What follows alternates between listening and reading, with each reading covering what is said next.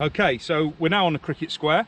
So what we've got is each track is 10 foot wide and we've got 12 tracks. So what we do is we block cut. So each track is cut one way so that you get a light and a dark, as you can see on these two.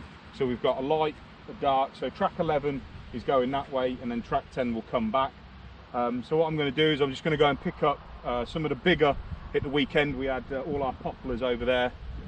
Pretty much, as you can see over there, all the leaves are down and we've got quite a bit of debris on the square. So we're just going to go and pick up some of the bigger bits. Obviously there's like little individual leaves, I'm not too fussed, but it's more this sort of size. Don't really want that going through the cylinder. So I'm going to go and pick up off these two bays, going to go and pick up the worst of that.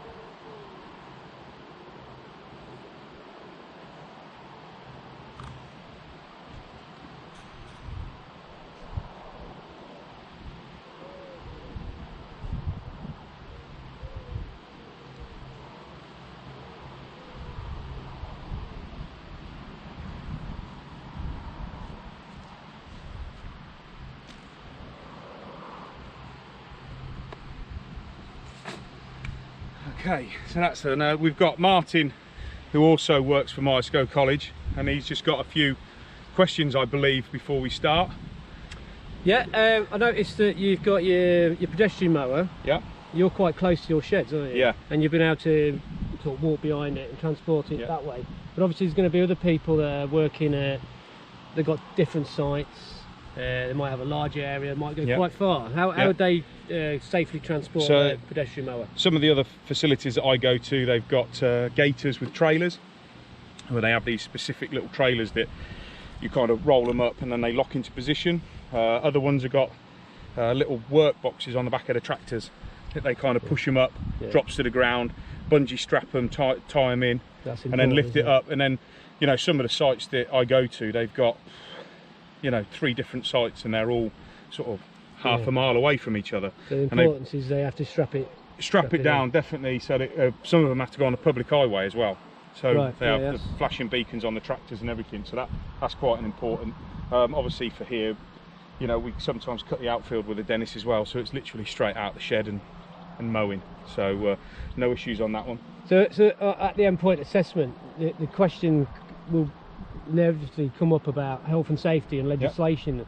So what's the relevant legislation then for using the pedestrian mower? So for this sort of thing, we'd have manual handling regulations. As you see, I've had to change the unit several times. So manual handling, obviously most of the stuff is Health and Safety at Work Act, so we're being covered by that. Using any type of tool, whether it be hand tool, strimmer, fly mow, ride-on mower, will be covered under PURE. So provision of use work equipment regulations. This machine has been designed and we use it for what it's been designed for. So it's serviced regular. We get it ground up at the local golf club every end of season.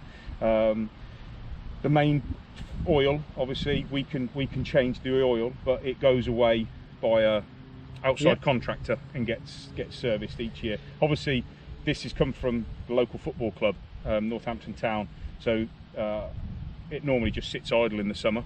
So Paul's kindly lent it to me for the summer so that I can use it at the local cricket club. So training then, did anyone else use it other than yourself? I've got another bunch of guys up here that have their own company, so they've all done their own individual training records from their point of view. But I have a bunch of helpers that come and help me, and so we have a bit of a training session start of every season of new volunteers, so that they come up and we have a bit of a training day. So I tell them all about the health and safety features, PPE, Very good. obviously footwear.